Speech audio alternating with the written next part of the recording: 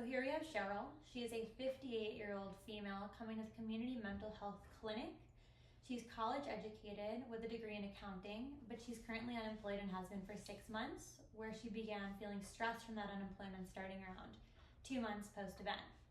She came in saying that her people skills need work, and she has concerns around her retirement because of that financial instability of being unemployed. Her husband is financially stable. He works at Boeing, and they were planning to retire within 5 to 10 years, which is now on shaky ground because she's been unemployed. Cheryl claims to have adequate social support, talking to her sisters who live in Tennessee multiple times per week, and she claims that she really enjoys the women at Bible study. However, she doesn't seem to create plans with those women at Bible study. Cheryl came in with a very low affect. She struggles with eye contact, although she seems extremely grateful to be here. Her husband and her tend to have not a tumultuous relationship, but a very disconnected relationship. She said that there's no abuse, however, she was in 2 relationships where she experienced abuse when she was a teenager. Now, Cheryl's goal is that she wants to be less stressed about work, her marriage, and money, and she wants it quickly. Now, with Cheryl, she's showing a lot of signs of stress, loneliness, and self-blame. She's showing that because of minimizing what her needs are, and she's also heavily accommodating. When it comes to treatment, I'm looking to work towards collaboration, self-care, and also the ability to moderate and acknowledge her emotions as they come. With that said, we're going to begin the session starting now.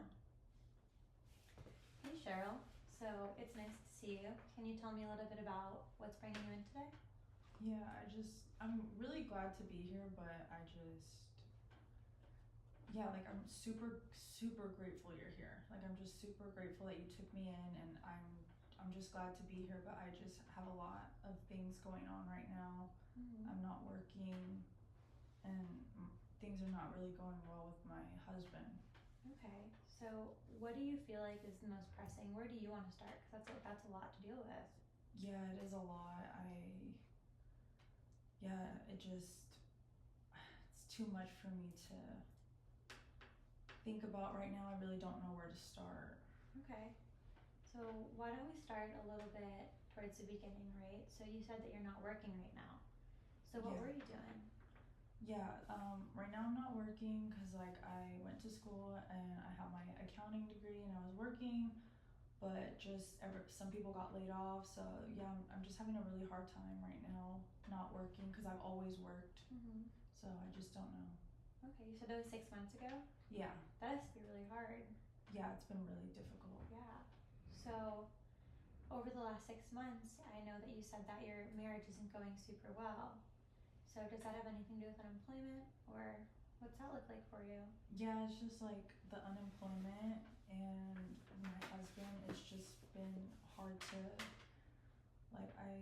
I'm so used to at least helping, at least contribute, and we were supposed to get ready for retirement, but now it's just, I don't know what we're gonna do, and he just seems really frustrated lately, so we're not really having good communication. It's really, really difficult. Okay. Was your relationship like that before?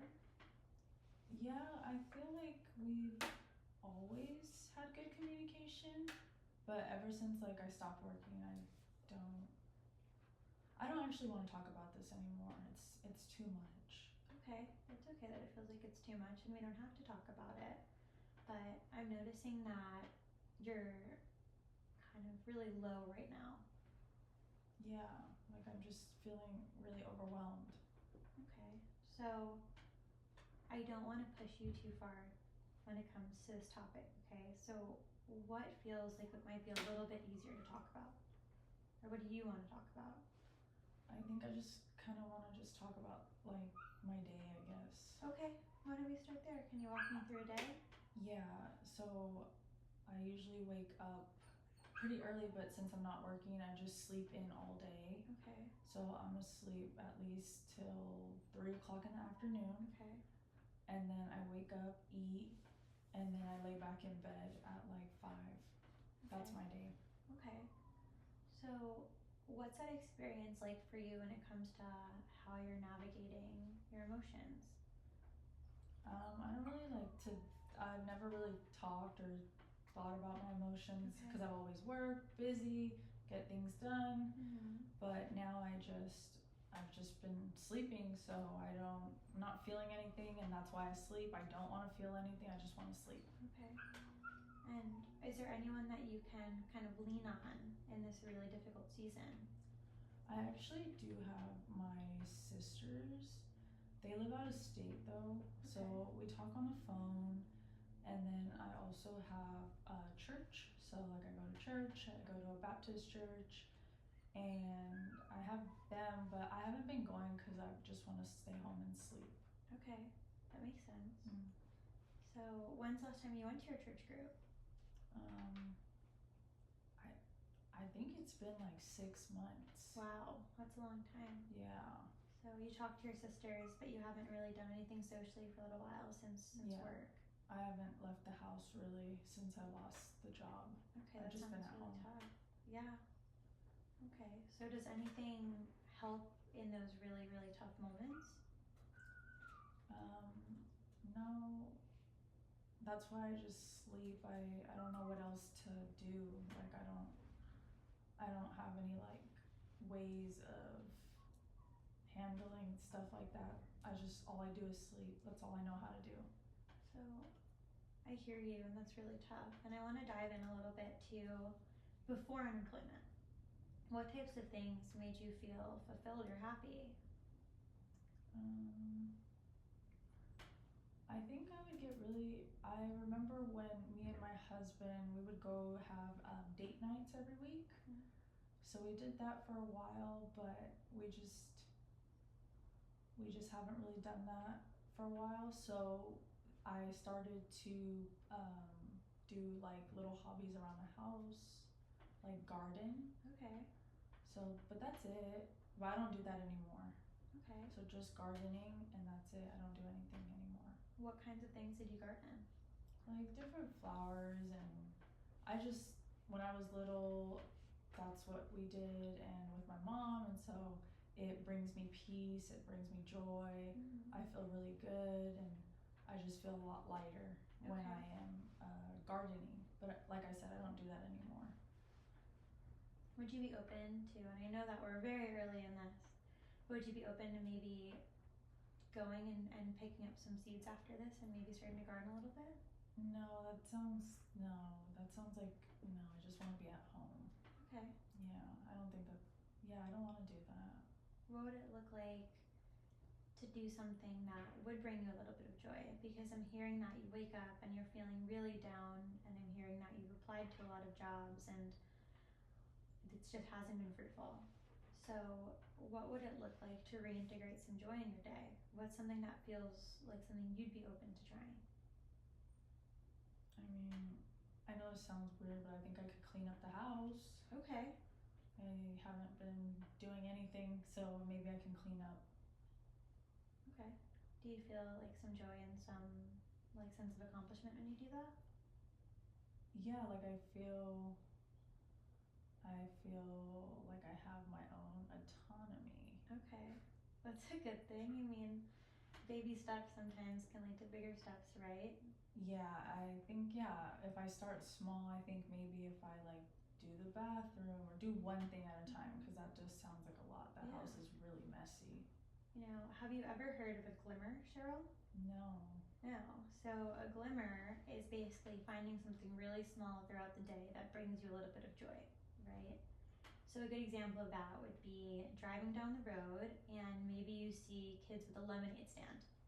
And maybe that is something that kind of like changes up the monotony of the day. Like, oh, I used to do those, right? So a glimmer is finding something that brings you a little bit of joy when it feels like there is none. Is that something you'd be willing to think about kind of in your day to day? Yeah, I like that. That sounds, I've never heard of that. That sounds really nice. Okay, so that might be a tiny little place to start when it comes to joy. Okay. So tell me a little bit about, I know you said you and your husband weren't close, but is there anything that you guys do together, anything that you guys do or used to do that you really enjoyed? What is that relationship like? I really like the date nights that we had. Okay. But we don't do that anymore. since we've been really tight on money now. Okay. So I don't know what we would do now. He just seems like he's working extra because of me, so we've just been having really bad communication. Okay. You feel like he's doing overtime and that's also interrupted what Yeah. you're doing together? Yeah. Okay. And I haven't been helping around the house, so I've just been sleeping. Mm-hmm. Do you think that's kind of made the relationship feel hard or harder? Yeah. Okay. It makes me really sad to think about that my marriage just is not going good. Mm-hmm. So I don't have a job. My marriage is bad. I don't do anything. It just seems like life is just horrible. So something I want to point out and something I'm noticing is that it seems like a lot of your identity is tied up into work and tied up into being able to help provide. So my question for you is, what was that identity outside of work? Who is Cheryl? I've never thought of that before. I've always just worked. I've always been a wife.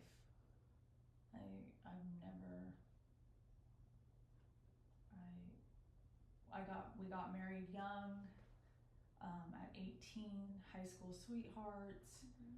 And so 18 we were already working, and that's all I know. And then my childhood was bad, so I don't have a good connection to my childhood. So I only know myself from 18. Okay. And that's all I know. I'm a wife and I work. That's it. Okay.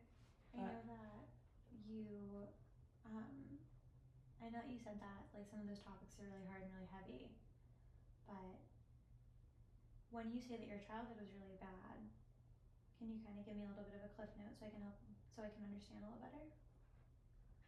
Yeah, my mom was just always just very critical of me. I always had to be a perfectionist. I always had to get the best grades, and I think that's why I work hard now. Mm-hmm. And so it just feels like I've just failed. Okay. So I just feel like a big failure. I don't work. Mm-hmm. My husband and me aren't doing well. It's just horrible. Now, Cheryl, do you mind if I point something out that I've noticed? Okay. So I've noticed that you told me that you were laid off from work, right? And with the economy, that's not your fault, right? But I've noticed that everything that's really hard, you're saying is your fault. Do you think that maybe because you had that experience when you were young with your mom could potentially contribute to feeling like everything's your fault? Yeah, I mean it is my fault. I got laid off, so some people didn't get laid off, so there must be a reason why I got laid off. And then my marriage is so bad. It's failing. So yeah, and work and my husband was all I had, and I'm failing. Do you think that if we asked your husband if you were failing at being a wife, do you think he'd say yes? I don't know. Do you think he knows how you're feeling about all this? No, I don't like to tell him my problems. That's why I'm like really grateful to be here. Mm-hmm. Because he's too busy and too tired, and I've already caused so many issues, especially with the finances. So it sounds like maybe you're holding a lot in and it's getting to be really heavy. Yes, it feels really heavy. When's the last time that it felt light for you? At least 6 months ago, I was a lot better. With work? Yeah, with work. That work is everything. All I know how to do is work. So I ask you this. If work wasn't a factor, what do you think you'd do? What would your days look like? If work wasn't a factor, I would probably, I don't know, I've never thought of that. If work wasn't a factor, then I guess I could go travel, do anything I wanted, go out, be with my husband. Mm-hmm.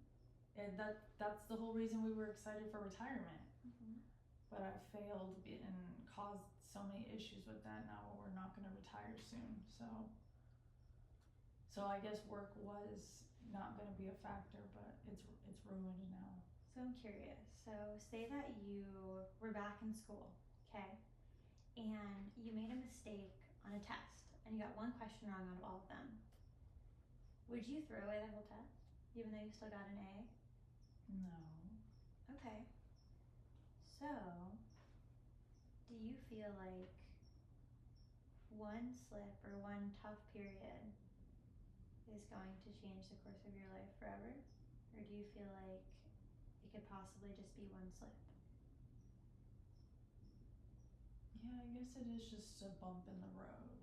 Yeah, that doesn't mean it doesn't feel like it's gonna ruin your life or end your life. It doesn't mean it feels easy or practical. But how you're feeling is real and it exists, right? And that's your experience, and you're so allowed to have that experience. But I think that there's a place that even when things are hard, you still deserve to feel joy. And you still deserve to find connection with your husband, and you still deserve to go to church and see the women in your church group. So, alright, pause. Pause.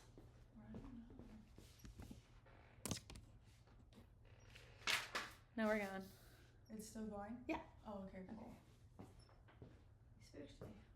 Well, just in case, but Yeah. it'll be fine. You can tell from the green light. Okay, we'll be fine. Okay. How many more minutes? You're sick of me? Like 20? We still have 20 more minutes? Mm-hmm. Oh. Okay. Alright, this train's been derailed. Okay, so, in the grand scheme of things, right now it feels like everything's falling apart. So, what does joy look like? What could joy look like?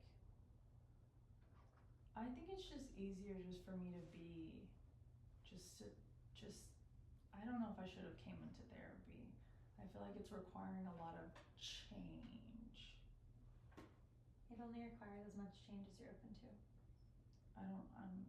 Change seems hard. Okay. I know change is hard, but it might feel a little harder to be struggling, right? Because it sounds like right now you're having a really, really hard time.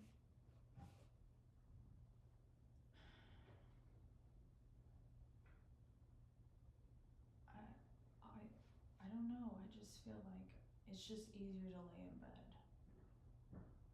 It's just easier just to lay in bed. It's too much.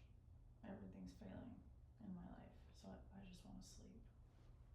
What's maybe one thing that doesn't feel like it's failing? If you had to pick one.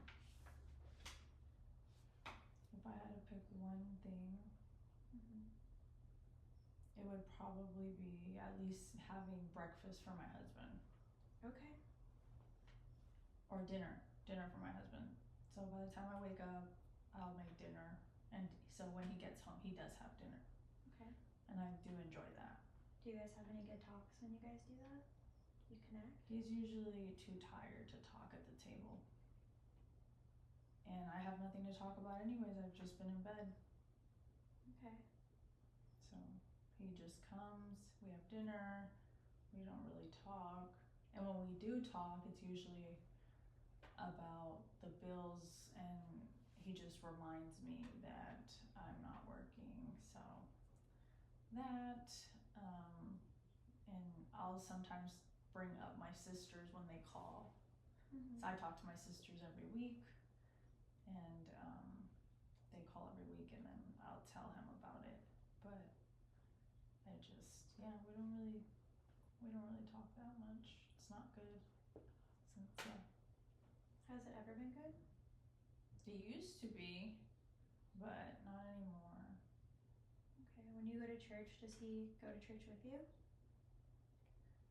He'll go, but it's almost like I'm forcing him. Like if it's a chore for him. Okay. So that's also another reason why I haven't been going, because when we do go, I want to be there. I want to be at the church. I want to be with my, my girls, and my husband he just doesn't want to be there. So it's just easier to just stay home. Okay. It sounds like your church means a lot to you. Yes, church is really important for me. Mm-hmm. My faith is really important. Okay, and it sounds like you were struggling with the fact that that's not exactly how your husband feels. No, my husband he sees it as he could be at home relaxing. Okay. Since he's worked all week, and my husband works hard. He works all week. He's been working extra, mm-hmm. and then I have him come to church, so I get it. I can understand, because it's more about him than me. So okay. I always have to just focus on making sure he's okay, and I do what I can, but that's why we don't really go to church anymore. Okay. Even though I want to be there. Okay. So it sounds like most of the things that kind of light you on fire or make you feel good, you've taken out. And I'm curious on if there's any chance you've taken them out because you feel like you don't deserve them. I think I just didn't have time. I mean, work, be a wife, it's a lot. We don't have kids, but mm-hmm. It's a lot. And just to make sure I understand. So I know you said you stopped going to church about 6 months ago, and you also stopped working about 6 months ago. So in that timeline, are there any other things like church that you've taken out that you really enjoyed? I know you said gardening as well. No, that was like the only thing. Okay, and you're still talking to your sisters, which is great. Yeah, my sisters are very supportive. Okay. And we just kind of catch up from the week. And yeah. No, I know in a lot of situations in therapy, right, you have someone that tells you what to do or tells you what you need to do. And I can tell that you're really having a hard time doing what you need to do right now. Yeah, I don't know what to do. I hear you. So I know that church is something that really fulfills you. I know that your relationship with your husband was something that really fulfilled you, and I know that gardening was something that fulfills you alongside family. So in terms of a goal, do you think that a goal that might be collaborative is slowly integrating things back in your life, even if you're not working, but reminding yourself that you do deserve to feel happy even if you're not working? So finding baby steps of things, whether that's, I know you sit around open to gardening, but whether that's cleaning the bathroom or going back to your girls' church group once a week, just to slowly start finding things that bring you back to earth a little bit. Yeah, I think that would be good to do. Okay. So I'd be open to it. Okay, so that could be a good first goal. So what's something that you feel like you could maybe be in the driver's seat for doing? What's a little thing that might bring you some joy between now and when we see each other again? This just seems kind of hard to think about. I don't know. What were how can I decide? How about I list them for you and then you can choose one? So I can give you options maybe? Okay, options are helpful. Okay, so 3 options would be gardening, going to Bible study, or maybe you could schedule a day with your husband on something that you guys both like doing. I want to schedule something with my husband. Okay. I think he'd like that. Yeah. Especially because he's been working so much. Mm-hmm. And that might also help you guys communicate a little better, because I know you really care about him. Yeah, I care a lot about my husband. I wish I could do more, but I wish I could help him more. Yeah. I think that right now, helping him is really important, but helping you is also really important. Right? And you guys fell in love for a reason. So I'm sure that he also wants to see you happy. I think so. Okay. So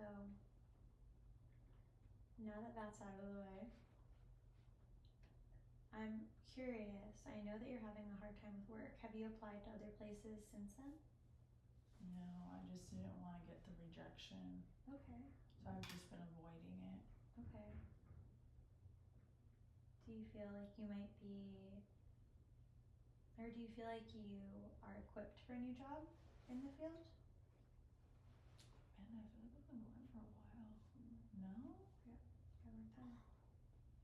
I'm sorry. Yeah, work's just been hard finding work. Mm-hmm. That makes sense. I did apply to one place, actually, and they did call me back, Okay. but they said they said they weren't moving forward with me.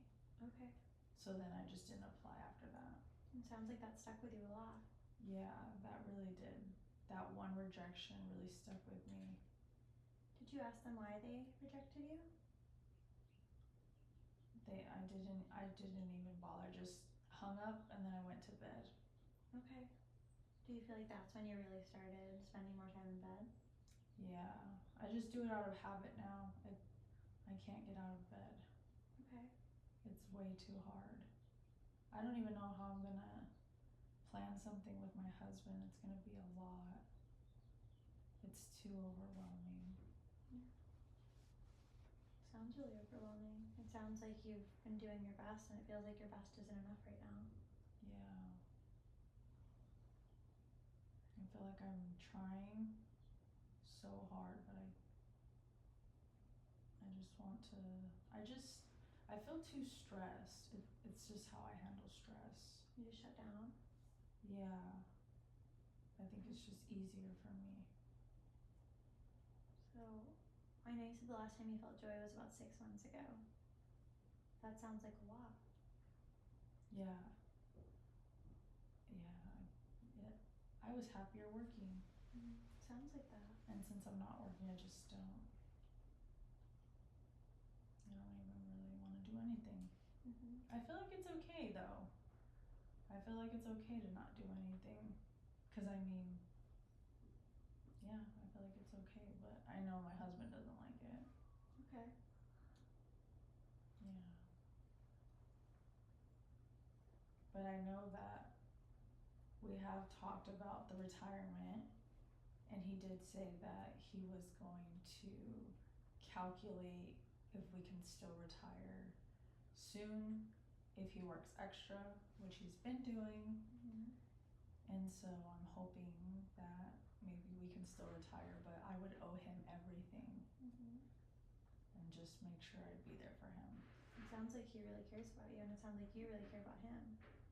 Yeah, I feel like we do care about each other, but we just don't know how to communicate. Yeah. He shuts down, I shut down. Sometimes I want to talk and he doesn't want to talk. It's never a good balance. It's really hard, especially when he's someone that you really care about. Yeah, it's just us. All we have is each other. We don't have any kids. Our family's far, so they're all out of state. So it's just us. Yeah. Yeah. That's all we have. So just like how you garden, right? You have to water the plants to get them to grow. And I know that you're gonna plan a date, and I know that every time that we've kind of talked about work or we've talked about your sisters, it always goes back to your husband. So Yes. what are little things maybe that you can do to water yourself or take care of yourself that might also kind of fill up your husband's cup?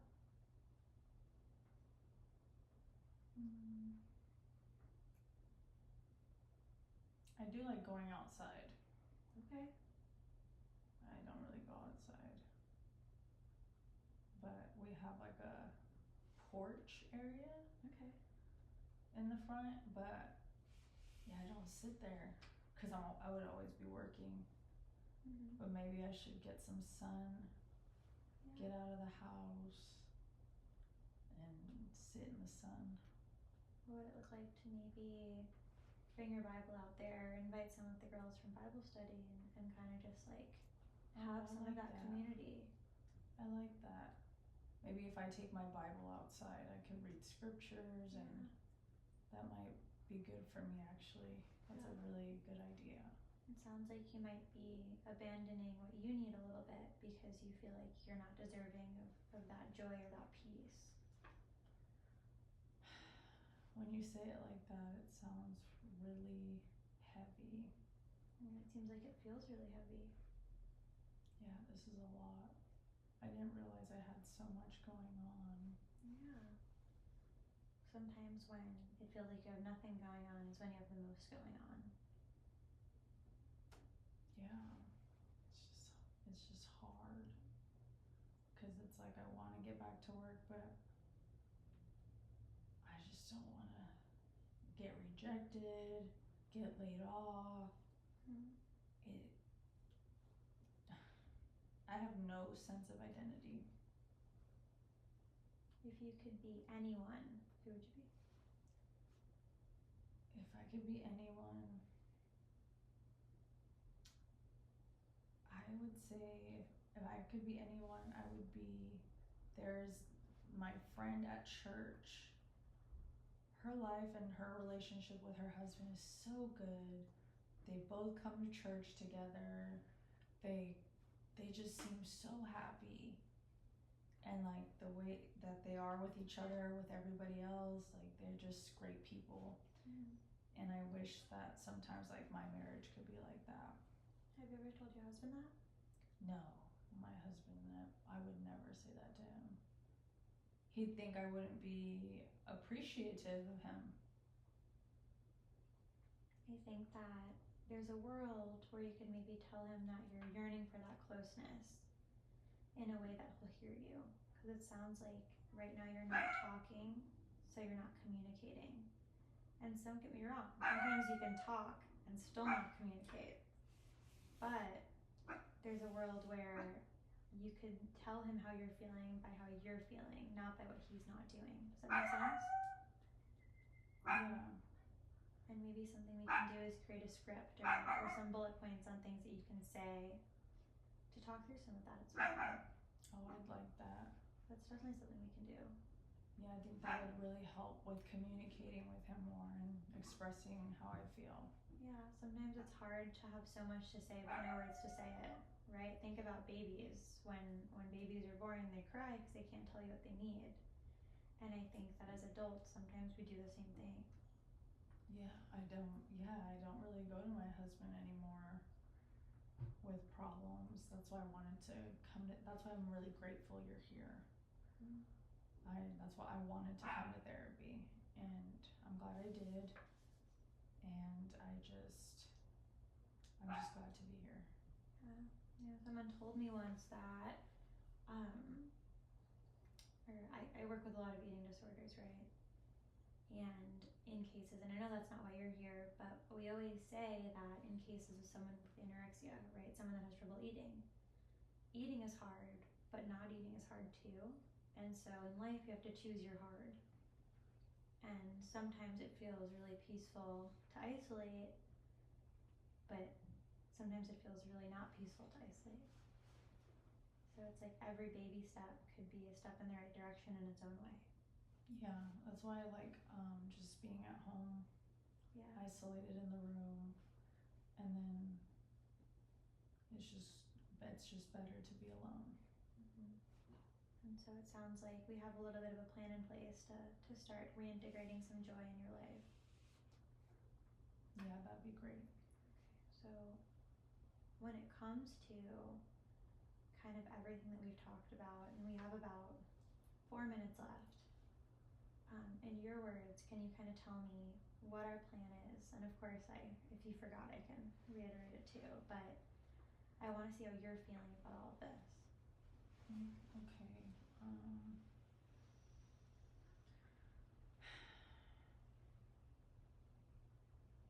Okay. I didn't realize I had so much going on. I didn't realize I was such a failure. But I know I want to get better. That's why I wanted to come to therapy. Okay. I do think that it's important to note that calling yourself a failure isn't very kind language. And believing that you're a failure isn't very kind language. Do you really think that? After talking out loud, yeah. That you feel like you're a failure? Yeah, it just feels like a lot. Okay. What does being a failure look like to you? It just, whatever I am. Sleep all day, no job, marriage is bad. Just horrible. Tell me this. What would it look like to not be a failure? It would look like me getting out of bed sooner. Okay. That's a start. Okay. I want to start there. Do you think that maybe we can reframe the language of the failure? Because you've done a lot in your life, right? You've gone to school, you have worked a job, you've become really good at your field. You've had a really long marriage, you're a high school sweetheart. You have great relationships with your sisters. You're a woman of faith. Does that to you sound like someone that's a failure? When you say it like that, no. There's a lot more to you than just someone that's having trouble right now, okay? You can fail, but that does not mean you're a failure. It's like saying that you are hair because you have hair. Right? How you feel is so valid, and it makes sense why you feel that way because that's your experience and that's your reality. But there's so much more to you than someone that's failing, right? Okay. That makes me feel better, thank you. Yeah. So just to reiterate and just to reflect on it, right? So as of right now, between our last session, you're gonna plan something for you and your husband to do to kind of deepen their relationship and start the chat. And then you're gonna spend a little bit of time outside, whether that's reading your Bible or sitting in your porch swing. And you might think about inviting some of the women from church to do that with you. How does that all feel to you? That feels good. Yeah? Does it feel doable? Yes, I feel like I can do that. Okay. Takes one step, right? Okay. So on a scale of 1 to 10, just so I know, how are you feeling about the ability to do that? I feel like a 7. Okay, that's a pretty high number. Love to hear it. Yeah, 7's good. Okay. So other option there is to do glimmers. So just look for things in the day that make you feel a little better, because pouring into yourself, just like how you poured into a garden flower, is going to be equally as important. Okay, I'll be sure to do that. I'm going to start that today. Perfect. Okay, I know this is really hard. Yes. And I know that it's easy to be like, get away from me, no. But everyone starts somewhere, okay? Thank you. I'm so glad I came in today. Thank you so much. Okay. Alright. Oh my god, that took a